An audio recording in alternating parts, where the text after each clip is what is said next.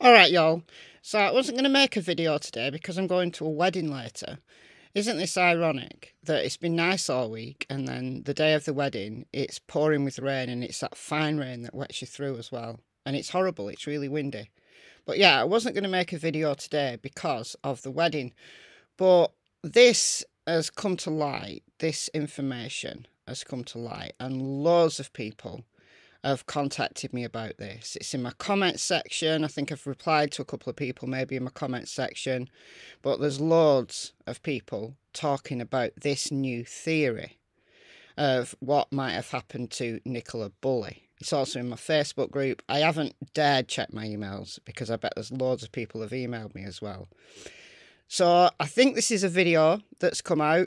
I haven't looked at any Nicola Bulley videos for days and days and days. I've been focusing on my own footage and my own ideas about the case, and all the YouTube viewing I've done is regarding the Alex Murdoch trial. So yeah, right, so this new theory is that Nicola Bulley might have walked away, but via a route that none of us have thought about. So I thought, that's interesting, let's check it out. So this is the bench here, and this is where Nicola's phone and Willow plus her harness were found, right, 9:33, 3 weeks ago today, on January 27th. So for this theory to make sense, you've got to assume that Willow isn't a thing, that Willow is an inanimate object who isn't capable of following Nicola if she just walked away. So, like I said in my video when I talked about the theories about Nicola being abducted, you have to assume that Willow isn't there. In real life, Willow is there. So, Willow would have followed. But, for the sake of this theory, let's assume that Willow is an inanimate object and she could not follow. In real life, she could easily have followed, because she could have got either under or over the fence next to the iron gate. Or, if Nicola had gone over the stile, she could have just hopped over that, right? Springer Spaniel, very athletic dogs. Okay, so we're assuming that Willow was an inanimate object for this theory. So the theory is that she walked along a route that has no CCTV because she wanted some time on her own. And, okay, that makes sense, right? She'd leave everything behind if she just wanted some time to think. And then maybe some unfortunate thing happened to her via this route. Or maybe she's hiding out somewhere. Or maybe she's in a dissociative fugue and doesn't know her own name even. And maybe she's in a hospital somewhere. Now, before I go through this route, let me just tell you a little story, and this is why I'm entertaining this theory. That a few years ago now, quite a few years ago actually, a friend of mine, he was like a friend of a friend of a friend, and he lived in a place called Alfreton, which is in the Midlands, right? I live up here. So he lived down here, he's a friend of a friend, and he disappeared. He just upped and left. Now, he'd lost his job, and he'd also lost a relationship. Now, his ex-partner was kind of keeping a check on him. They were still in contact. And it just so happened that this particular day she went round to his house. And his house was empty, silent. And his two cats were there. His car was in his driveway, and he drove everywhere, right? And she thought it was really strange, so she went to the neighbours and they said they hadn't seen him, which is really peculiar that he would have left these two cats, because he loved these cats, they were like his babies. She contacted the police, and the police took it seriously, and they put out a missing persons call out for him in that local area. So someone I knew heard this missing persons information on her local radio. She contacted kind of her wider friend group. She started sharing it. And that's how I became aware of it. Now, this was a few days after he'd gone missing. We don't know exactly what day he went missing, but this would have been maybe a few days. And this kind of wide friendship group started a Facebook group, a private Facebook group, to find him. Like, we were absolutely sure we could find him. The police were only looking in the local area, so presumably he wasn't considered high risk or highly vulnerable like Nicola Bulley was. I don't know what their thought process was, but our friendship group, our Facebook group, we were adamant that we were going to find him. So we all put our heads together. So he was an army veteran with PTSD. So we had one person contact lots of veteran groups, people who might have known him, forums for veterans, websites for veterans, and we got some responses, right? So they were on alert. And this was, you know, people all over the country. He'd also worked as a truck driver in the past. So we had people all over the UK putting missing persons posters up in truck stops to alert truckers, anywhere truckers might hang out. I used a little bit of psychology here, and I said, what if he's in a dissociative state, right? To walk away, not taking his car, not taking anything with him. He had his phone with him, right? He had his phone with him, but it took the police a while to ping his phone. So I said, you know, sometimes missing people go to the coast. If they're in a dissociative fugue and they think their life is over, you know, they go to the coast. It's like something symbolic about the sea. I said, what if he got on a train at Alfreton and went to Manchester? Because he liked Manchester. We used to go out a lot in Manchester. What if he got on a train to Manchester in a dissociative fugue because vaguely he liked it? Where would he go from there? Well, there's a route, a train route, and I know this route very well because I used to use it to go to work, that goes from Manchester to Blackpool. What if he's just got on a train and gone to the coast? So that was my thought process, but where would he have gone from there? Now, the police, in the meantime, this took like, I don't know, a couple of weeks, in the meantime pinged his phone. Where did his phone ping? Where was his last phone ping? Blackpool, in the Blackpool area. But then it just appeared that it had been switched off. So it either ran out of juice or he lost it. So what I started to do was put posters up on trains, train stations. I worked in Preston at the time. And I contacted someone I knew who worked on the trains, who worked on the railway. She put posters up on Blackpool Station for me. I was just putting posters up everywhere. And we'd made this poster. We'd made our own poster because the police poster was a bit rubbish. And we had a friend in our group who was a graphic designer. So she did a really good poster, really eye-catching poster. So I was leaving them on trains. I was leaving them on train stations. I was leaving them on bus stops in my local area. Because he's in my area, right? He's somewhere between Blackpool and Manchester. I was absolutely adamant because maybe he'd gone to Blackpool, gone back to Manchester, maybe he was riding the trains backwards and forwards. And of course, this wasn't high profile like Nicola Bulley, so I was flooding these trains. So this was, I don't know, 4 weeks after he'd gone missing. He was found. Where was he found? He was found in a mental health unit in a hospital very close to me, my closest hospital. And a woman who worked as a mental health nurse had seen one of the posters that I'd put up on a train station, and she'd actually caught the train to that train station to go to work, and she saw the poster and she recognised him. And he'd been picked up by the police somewhere on the A6. Now, this is the A6. I don't know where on the A6 he was found. And they'd taken him to a hospital and he didn't know his name. They had no information about him at all. None.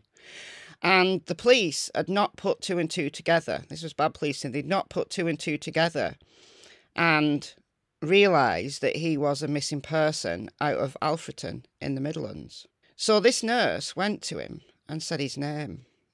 And he looked at her and he responded.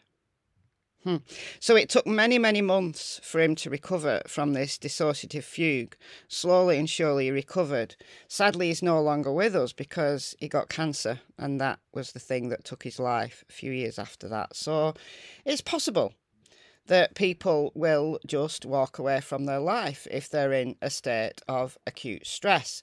So let's assume that's what's happened in Nicola Bulley's case. Now, once again, we have to assume, if this theory is correct, that Willow did not follow, or Willow was an inanimate object. We know full well she could have done, but we have to assume she didn't follow. So let's assume she's just walked away from her life, and maybe in a dissociative state, maybe consciously done it. So she could have gone down this path, right, which has no CCTV, but it's frequented a lot by dog walkers, but just by chance no one saw her. And she came out of the Blackpool Lane entrance, the entrance that isn't covered by CCTV, if you turn left. If you turn right, you're caught by CCTV at the Grapes pub and at the petrol station, just up there, right? So she's not gone that way. So she's either gone left or this new theory. Now, remember, Willow could have followed through the fence, but she didn't. She's an inanimate object in this theory. Nicola could also have gone this way to avoid this path and then come out here. She'd have had to climb over a gate and then come this way. Now, if she'd gone left, eventually, if she went down Hall Lane back to her car, she'd have been seen on CCTV at the school. So she didn't go that way. She didn't pick up her car. She left her car behind, like my friend did.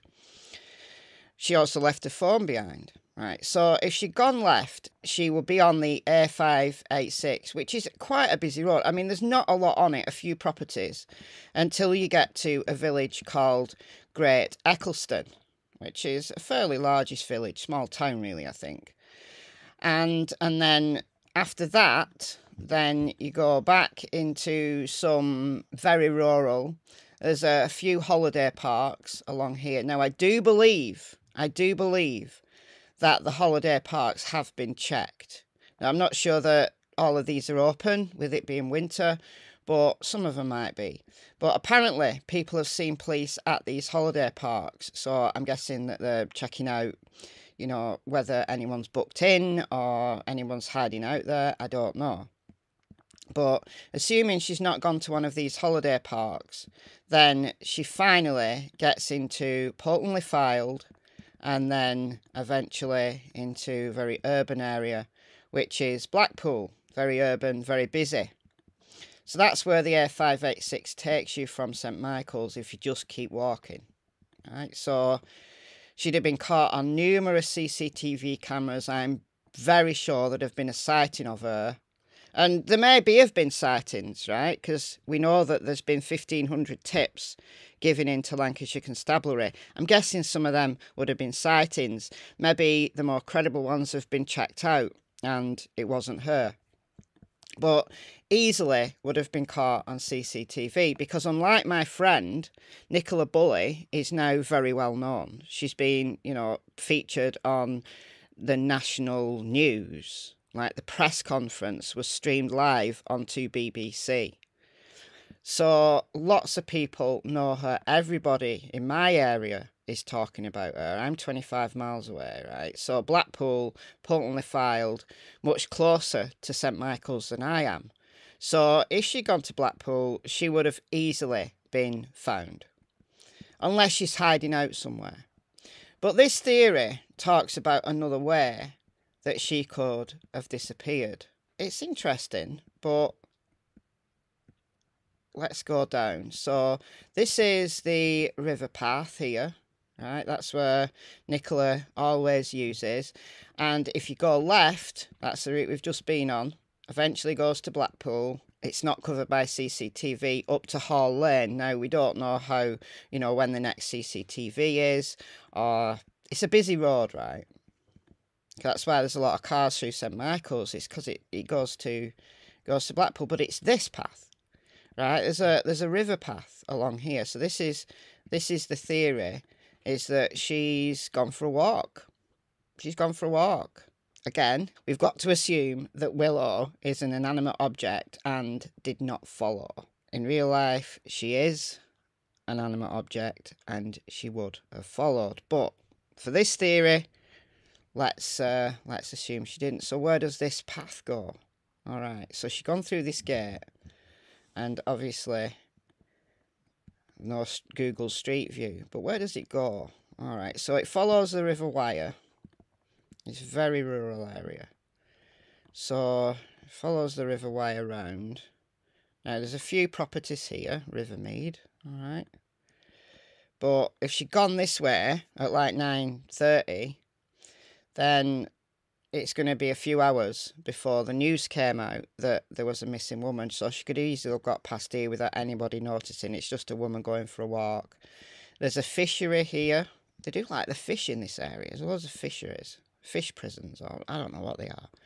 Okay, so keep walking, few properties. That looks like some kind of farm. I'm just curious, what's this? Let's have a look. House. Farm. Looks like a chicken prison. It's the kind of chicken prison that's near me, actually. There's a caravan park there.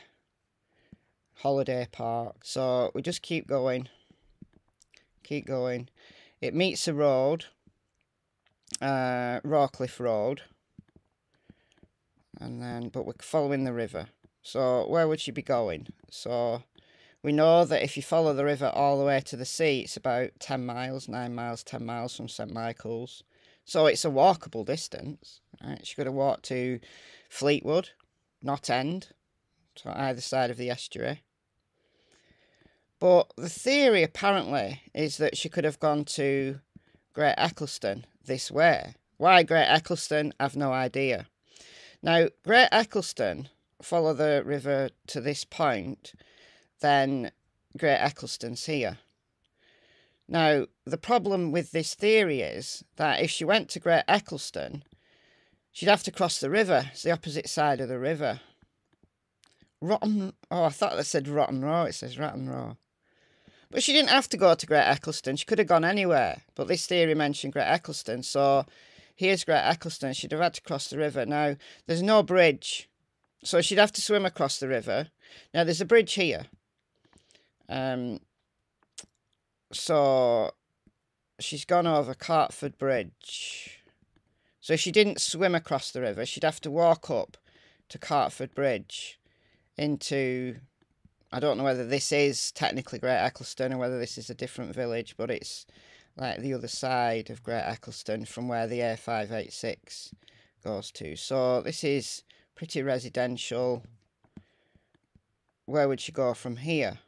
Why would she go here? Does she have a friend here? Does she have any friends in Great Eccleston? So it's 8 miles to Blackpool from here. I can't see that sign there. Garstang 7. Average age of people in Garstang is about 95. According to my son, who went to Garstang when I went to St Michael's. Okay, so this place is pretty rural. If she was walking around here in a dissociative fugue, or because she wanted to get away from everywhere, where would she go? She'd need assistance, wouldn't she? So, Labrec, there's not much at Labrec. Now, she used to live in Labrec, I believe. There's not much there. There is a caravan park here. Labrec, not Labrec. That will have been checked. I'm sure this little place has been checked because she used to live here. So does she know someone there? Or did she, as the theory suggests, go to Great Eccleston? Or did she go somewhere else? Now, if she was in this dissociative fugue, I would say what I said about my friend, is that she'd go to the coast. But after 3 weeks, such a high-profile case, I'm pretty sure if she'd have been in a hospital, either Blackpool Hospital, there's a hospital in Preston, here. If she'd been picked up, there's a hospital at CHORLEY, definitely a hospital. I don't know if there's a hospital at Southport, but let's go this way, because this is where the River Wyre comes out, right here. After 3 weeks of such a high-profile case, if she was in a hospital, in dissociative fugue, if she had just wandered off I'm pretty sure she would have been found. Could she be lying dead in a ditch somewhere? Well, yeah. But again, you know, this is a very rural area.